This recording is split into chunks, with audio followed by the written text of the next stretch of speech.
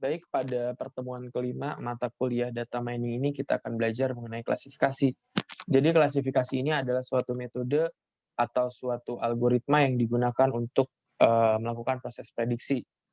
Nah, klasifikasi ini dia adalah algoritma yang termasuk dalam supervised learning atau algoritma yang sudah ada contohnya. Kenapa bisa dibilang ada contohnya? Karena kita akan membagi dua data tersebut. Data setnya itu akan dibagi menjadi dua. Yang pertama data setnya itu diambil untuk dijadikan data training dan sebagian lagi diambil untuk data testing. Langsung saja kita masuk ke materi pokoknya. Misal saya di sini punya sejumlah record data. Data itu disebut dengan data training. Tiap record itu terdiri dari sejumlah atribut dan salah satunya merupakan atribut kelas. Contohnya seperti ini. Misal saya punya 4 buah atribut, ada name, rank, years, dan tenure. Tenure itu seperti bonus mungkin ya. Dia atribut tenure itu dia adalah labelnya, dan name, rank, dan years-nya itu dia adalah atribut penjelas yang nantinya akan dibuat model untuk memprediksi si labelnya ini. Nah, lalu cari model untuk atribut kelas sebagai fungsi nilai dari atribut lain. Jadi yang dicari adalah atribut-atribut lain yang diolah sebagai model itu. Nah, si model ini nantinya digunakan untuk memprediksi atribut si label yang belum ada labelnya nih, belum didefinisikan labelnya pada record yang sudah ada. Tujuannya record yang belum diketahui kelasnya akan diberi label seakurat mungkin. Tujuan lainnya untuk mengetahui dan menentukan tingkat akurasi model, maka digunakan test set. Jadi datanya itu dibagi menjadi dua ya, tadi yang sudah saya jelaskan. Yang pertama dia akan digunakan sebagai training set, pembuatan model, dan yang kedua dia akan digunakan sebagai testing set atau data yang digunakan untuk mengevaluasi model yang sudah dibuat, apakah dia model yang akurat ataupun tidak. Biasanya dataset akan dibagi menjadi dua bagian. Yang pertama untuk pembagian model, training, dan yang kedua adalah memvalidasi model tersebut atau testing. Terdapat dua langkah dalam klasifikasi. Yang pertama adalah pembangunan model, yang kedua adalah penggunaan model. Untuk pembangunan model, yang pertama kita mendeskripsikan kelas yang sudah ditentukan sebelumnya. Misal kita punya dataset sebagai berikut. Kan kita sudah ada nih di sini labelnya, sudah kita deskripsikan. Lalu untuk yang labelnya no ini, maka kondisinya seperti apa, itu dideskripsikan. Contohnya itu seperti itu. Nah, tiap tuple atau sampel diasumsikan termasuk dalam salah satu yang ditunjuk oleh atribut kelas. Contohnya sebagai berikut, pasti dia sudah ada labelnya. No, yes, yes, yes, no, ini ada labelnya. Kalau dia kosong, berarti dia belum ada labelnya. Tuple atau record yang digunakan untuk membangun model disebut sebagai training set. Model yang dihasilkan bisa berupa rule klasifikasi, decision tree, ataupun rumus matematika. Lalu dalam penggunaan model, gunanya penggunaan model itu untuk mengklasifikasikan objek selanjutnya atau yang belum diketahui labelnya. Jadi dia labelnya di sini masih kosong. Nah, dengan menggunakan model yang tadi sudah dibuat, maka kita dapat melakukan prediksi apakah dia labelnya yes ataupun no. Lalu penggunaan model itu digunakan juga untuk penghitungan akurasi model label test set yang sebenarnya akan dibandingkan dengan hasil labelan tes dari penggunaan model. Jadi nanti dari data tes yang sudah kita pisahkan tadi antara training set dan test set itu, si test set ini kita gunakan untuk menguji apakah model yang kita buat itu dia akurat atau tidak, akurasinya tinggi ataupun rendah. Tingkat akurasi adalah persentase test set yang terklasifikasi dengan benar oleh model. Test set independen terhadap training set. Jika tidak, maka kondisi overfitting akan terjadi.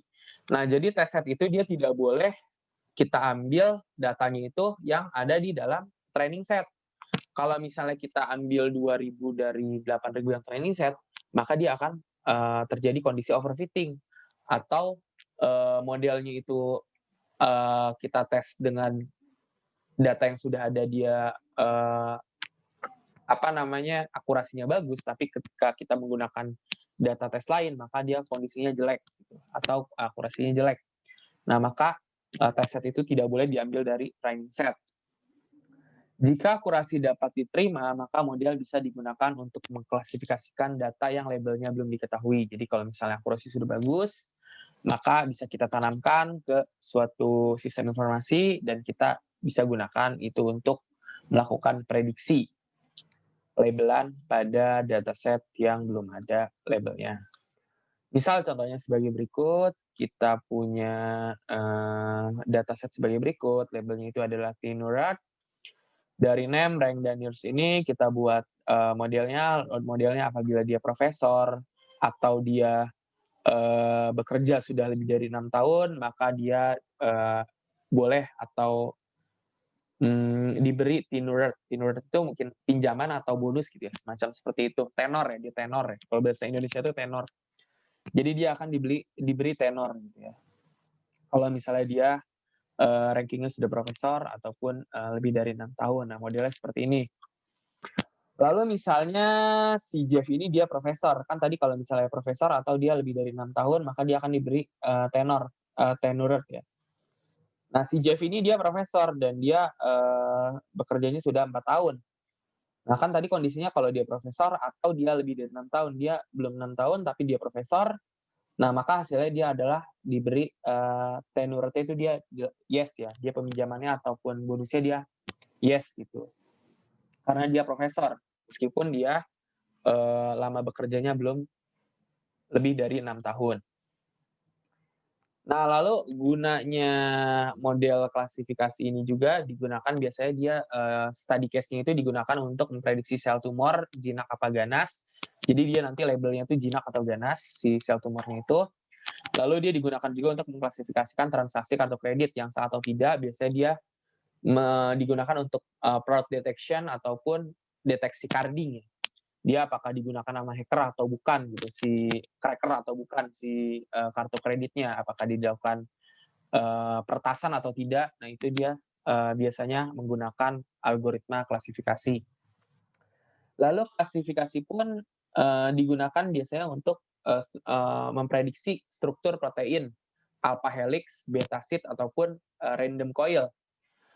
Nah, biasanya model klasifikasi ini dia digunakan untuk bidang ilmu bioinformatik ya. Kalau teman-teman belajar lebih dalam mengenai data mining, ada suatu cabang ilmu yang disebut dengan cabang ilmu bioinformatik.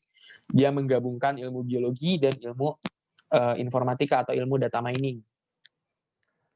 Lalu yang keempat adalah kategorisasi berita dalam finance, weather atau cuaca, entertain, hiburan, dan sport. Jadi biasanya dia digunakan untuk text mining ya. Dari teks yang ada, dia kategorikan, dia masuknya ke kategori mana nih? Finance, weather, entertain, atau sport gitu ya. Nah, untuk klasifikasi sendiri dia ada banyak metode, di antaranya ada metode berdasarkan decision tree, berdasarkan rule, memory based reasoning, neural network, naive bias, Bayesian belief network, dan juga ada SVM atau support vector machine. Misal kita menggunakan model decision tree nih, contohnya seperti ini. Misal kita punya dataset sebagai berikut, ada age, income, student, credit rating, dan juga ada labelnya itu adalah dia apakah membeli komputer atau tidak. Nah, dari atribut-atribut yang ada, dia dibuat tree-nya sebagai berikut. Misal pertanyaan pertama, umurnya dia di bawah 30, apakah 30 sampai 40 atau lebih dari 40? Apabila dia umurnya di bawah 30, ditanya lagi apakah dia student apa bukan. Nah, apabila dia ternyata student, maka dia akan membeli komputer. Lalu ketika dia umurnya 30 sampai 40, ternyata dia membeli komputer, dan ketika umurnya di atas 40, dia dilihat kredit ratingnya itu dia bagus apa enggak. Kalau misalnya dia excellent, berarti dia tidak, dan apabila fair, dia iya. Nah, adapun decision tree bentuk yang lainnya bisa sebagai berikut.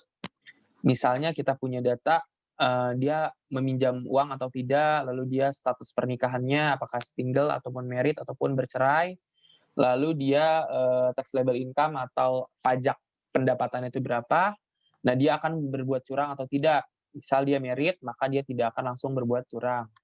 Kalau dia ternyata single ataupun bercerai, dilihat dulu nih, dia, mengembalikan pinjaman atau tidak. Apabila iya mengembalikan pinjaman, maka bisa jadi maka dia tidak akan berbuat curang gitu ya.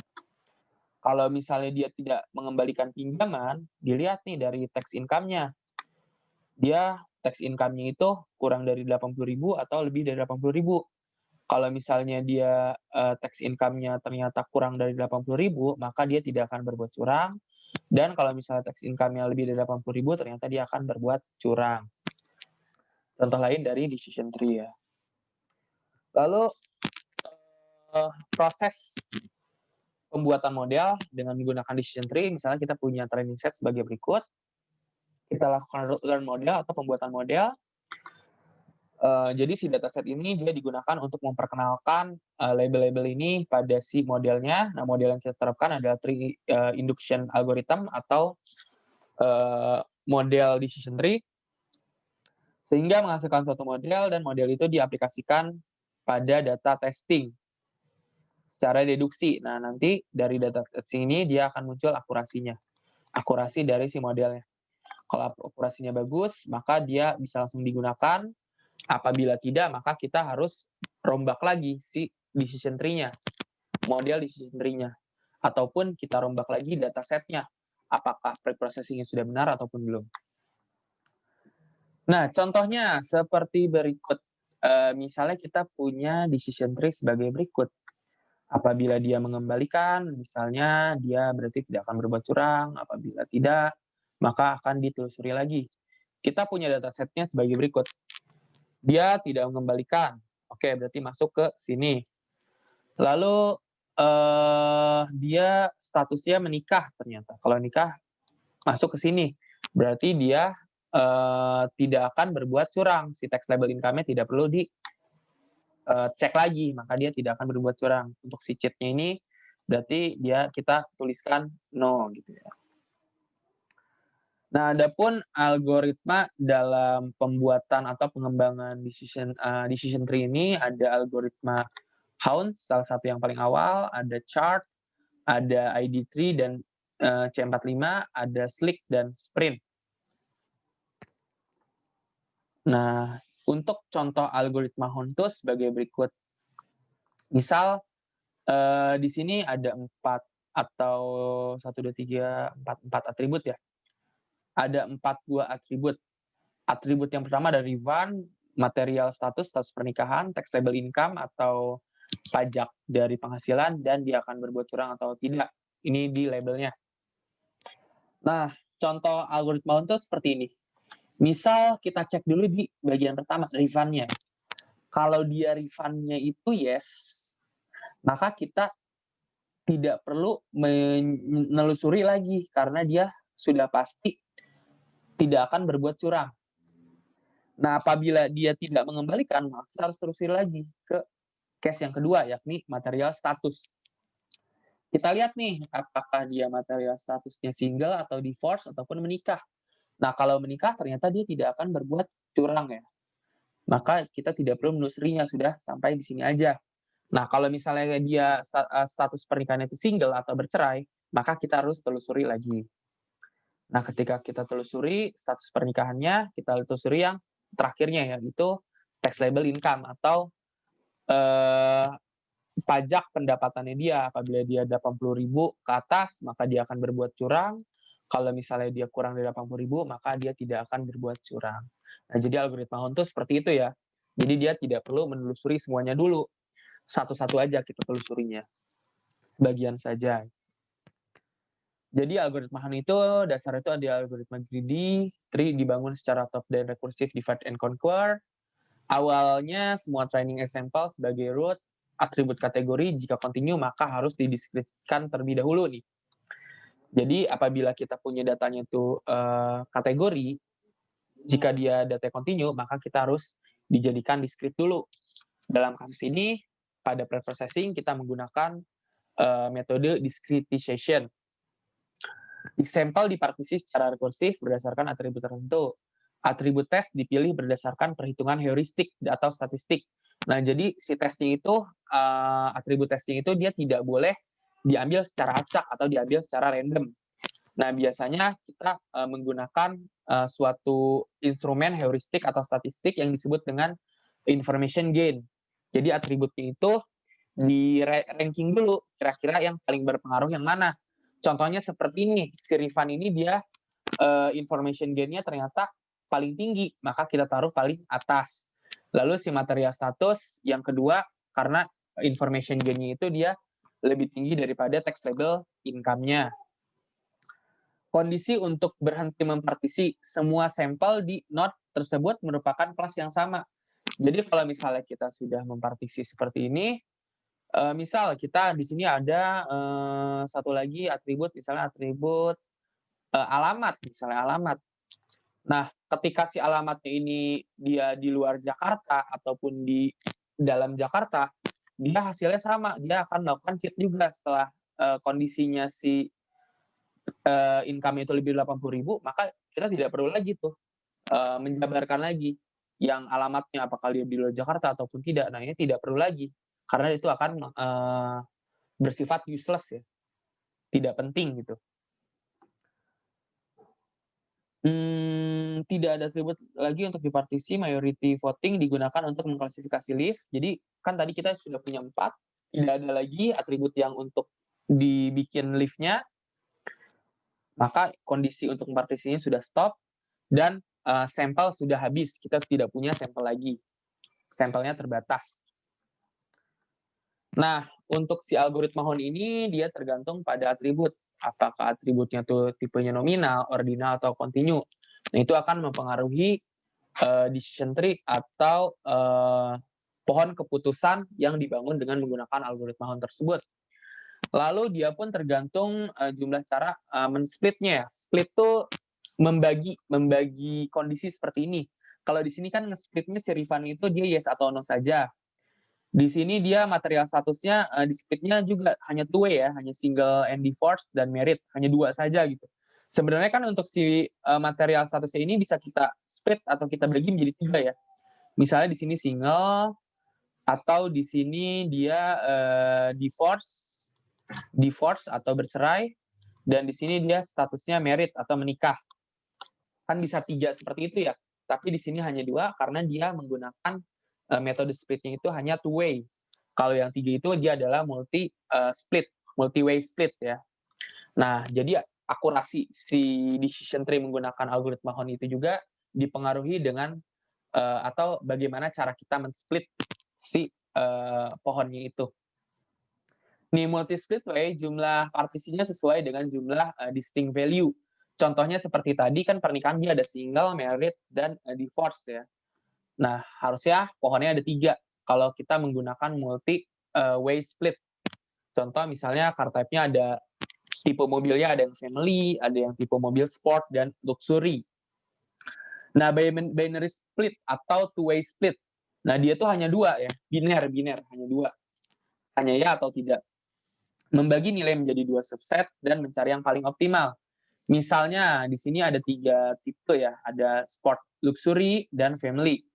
Nah, kita bisa bikin juga family, luxury, atau kanannya sport aja. Nah, ini tergantung dengan data yang kita punya.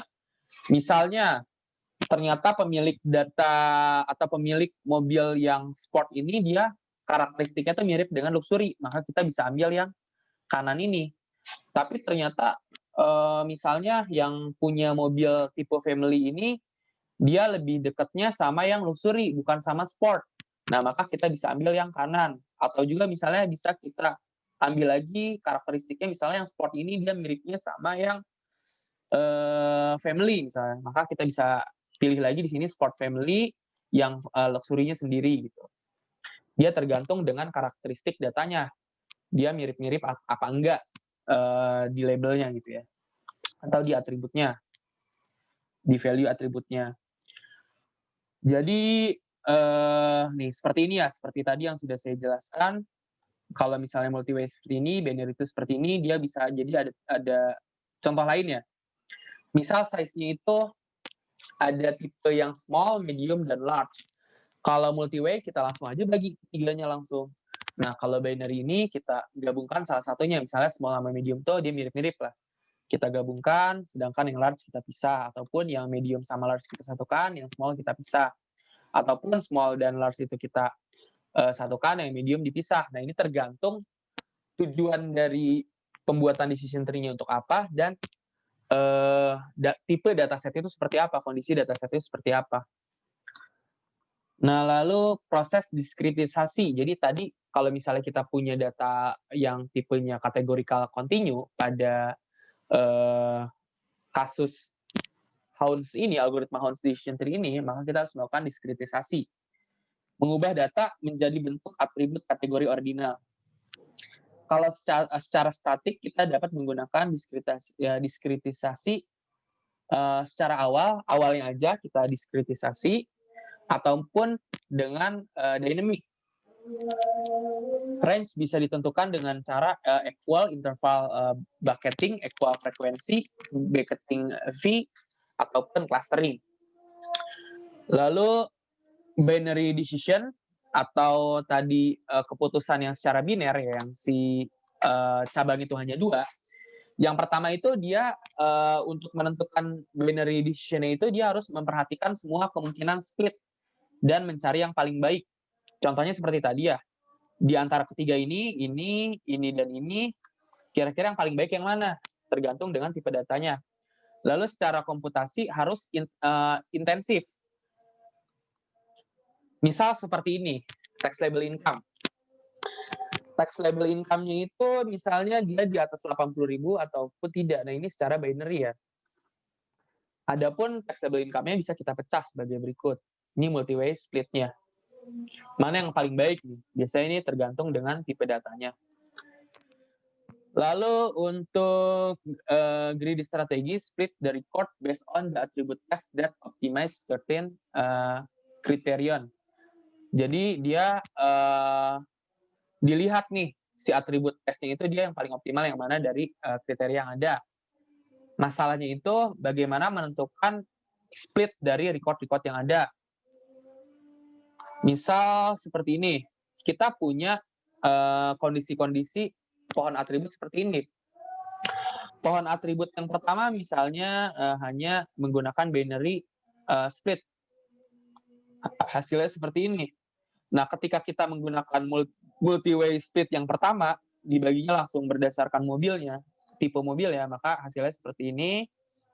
Ternyata yang masuk kategori 0 itu dia ada 6 orang, kategori 1 itu 4 orang, kategori 0 4 orang, kategori 1 6 orang. Nah, ketika kita bagi, ternyata hasil klasifikasinya itu C0-nya di sini 1, C1-nya itu 3, beda lah ya, lihat beda seperti ini. Dan ketika misalnya student ID-nya dipecah atau di split seperti ini, maka hasilnya seperti ini. Nah, pertanyaan itu, mana yang paling terbaik? Padahal pada saat sebelum splitting itu, 10 record yang kelasnya 0 dan 10 record yang kelasnya 1. Kalau kita hitung yang 0 di sini 6 tambah 4, 10. Kalau yang C1 ini 4 sama 6, 10. Nah, dia 10-10 ya, benar, channel-nya ada 10, C1-nya ada 10. Nah, kalau di sini ternyata dia channel-nya itu dia ada 1 tambah 8 tambah 1, dia ada 10 juga, bagus. C1-nya 3, 0, 7, 10 juga bagus. Ini 1, 1, dan seterusnya. Dia 10 juga. Jadi sepertinya kita pilih lagi nih, kira-kira proses splitting-nya itu yang bagus yang mana. Lalu menggunakan pendekatan greedy, not dengan distribusi kelas yang homogen yang dipilih.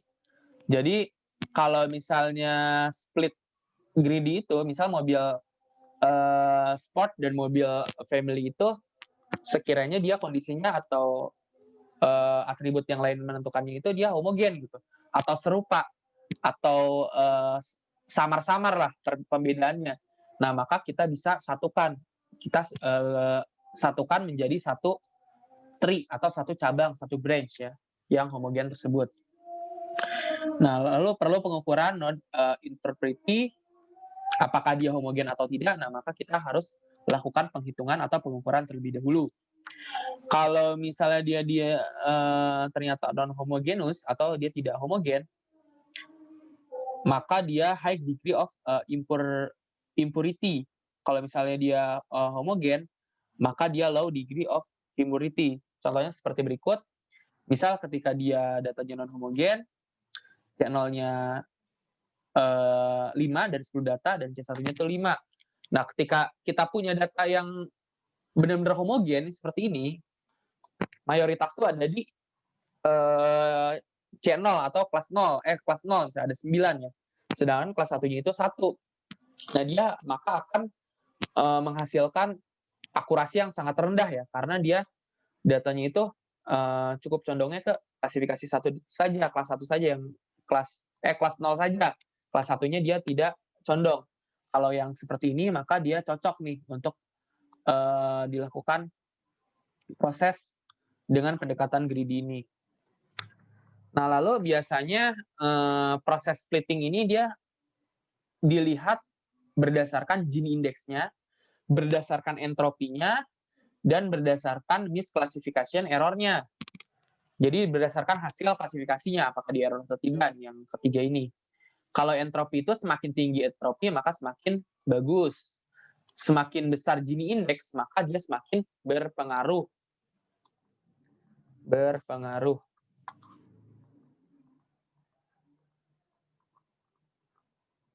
Misal untuk menghitung Gini index sebagai berikut, misal untuk yang C1 atau kelas 1-nya itu 0 dan C2-nya itu 6, Gini indeksnya tentu saja 0, karena dia lebih condong ke C2-nya.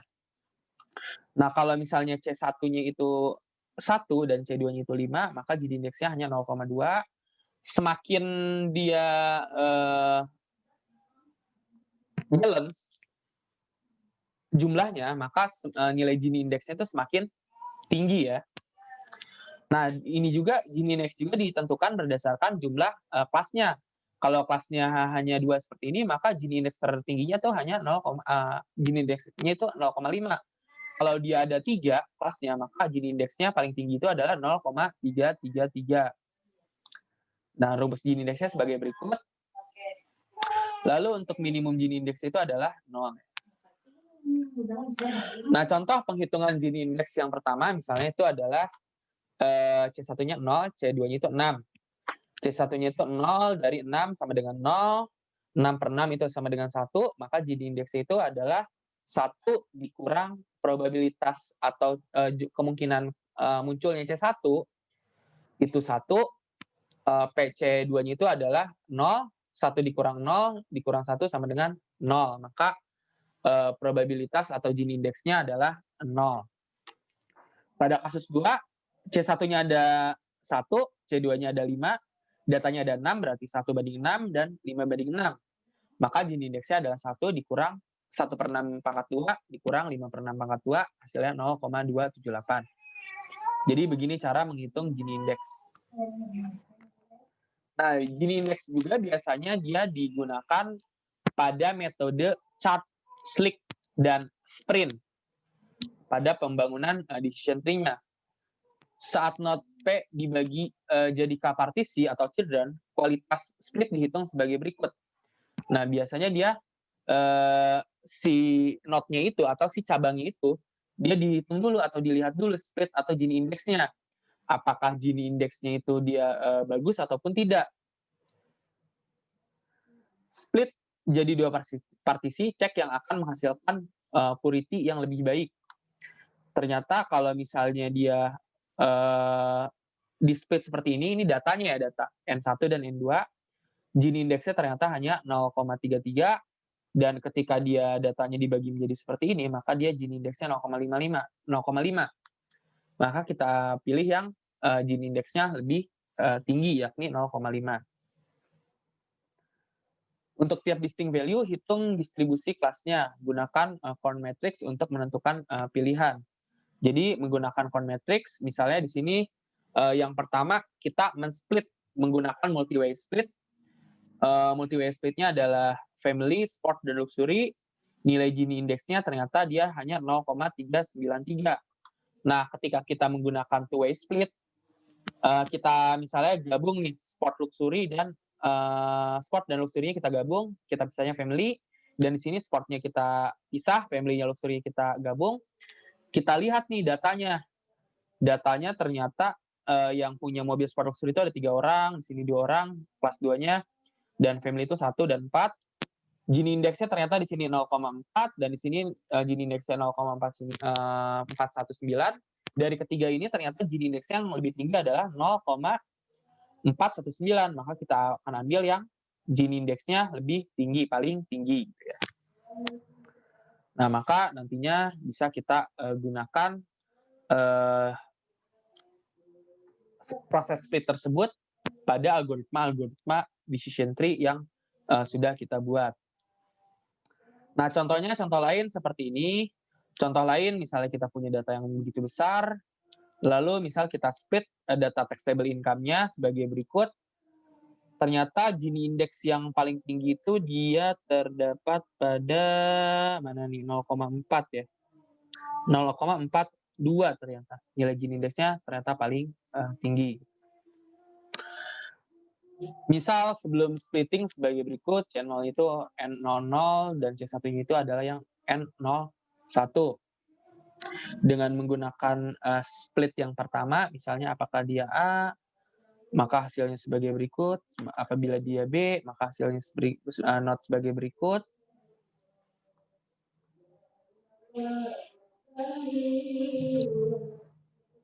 Nah, itu proses penghitungan Gini indeksnya. Lalu untuk proses penghitungan entropi, rumusnya sebagai berikut. Jadi entropi itu juga dia biasanya digunakan untuk menghitung apakah suatu decision tree yang kita buat itu bagus ataupun tidak. Nah, biasanya nilai si entropi ini dia nilainya lebih rendah daripada nilai si Gini index. Contohnya seperti ini.